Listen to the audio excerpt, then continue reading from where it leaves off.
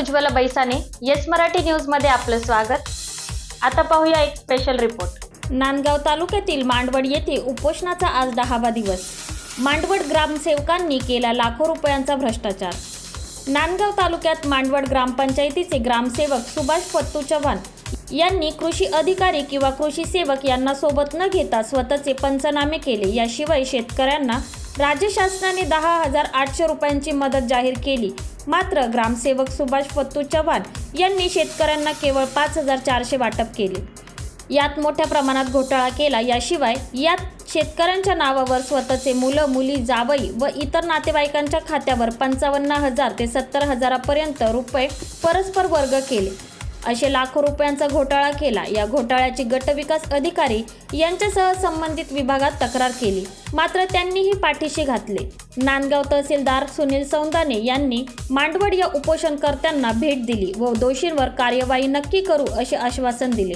मात्र मांडवड ग्रामपंचायत कार्यालय येथे उपोषणाचा आजचा 10वा दिवस आहे।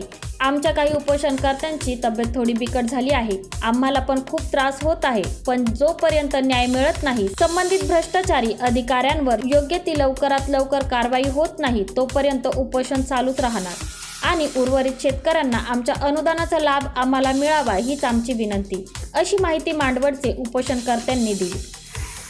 माझं नाव नरहरी सुखदेव, राहणार मांडवड। 23-24 मध्ये जे गारपीट झालं त्याच्यात मांडवडच्या गावामध्ये ग्रामसेवकांनी पंचनामे असल्यामुळे खूप गैरव्यवहार केले व स्वतः बायको पोरांच्या नावावर पैसे टाकून घेतले व जोडीदारांच्या नावावर पैसे टाकून घेतले। असे 12 लोकांच्या नावावर पैसे टाकले। अशा अधिकारी पत्रकारांच्या माहितीवरून आम्हाला कळलं, त्यांच्यावर गुन्हे दाखल केले, पण अजून बरेचसे लोक राहून गेले।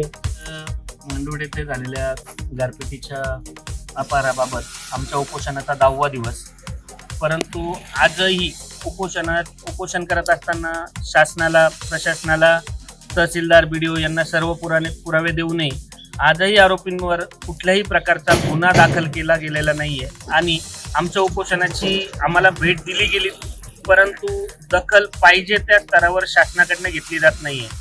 मीडियामार्फत आम्हाला या गोष्टी कळत आहे, मीडियामध्ये बातम्या छापून येत आहे की अपहाराचा गुन्हा दाखल झाला, बडतर्फीचा अहवाल गेला, परंतु प्रत्यक्षात कारवाई मात्र शून्य आहे आणि या सगळ्या माहित्या ज्या आहेत ह्या मीडियामार्फत मिळत आहेत, परंतु आंदोलकांपर्यंत अजूनही प्रशासनाचा कुठलाही अधिकारी येऊन संबंधित माहिती अधिकृतपणे आम्हाला दिलेली नाही आहे। तरी आमची सर्व आंदोलनकर्त्यांची हीच विनंती आहे की संबंधित भ्रष्टाचारी अधिकाऱ्यांवर योग्य ती लवकरात लवकर कार्यवाही करून उर्वरित शेतकऱ्यांना अनुदानाचा लाभ मिळावा व आमच्या आंदोलनाला यश द्यावं ही विनंती। धन्यवाद।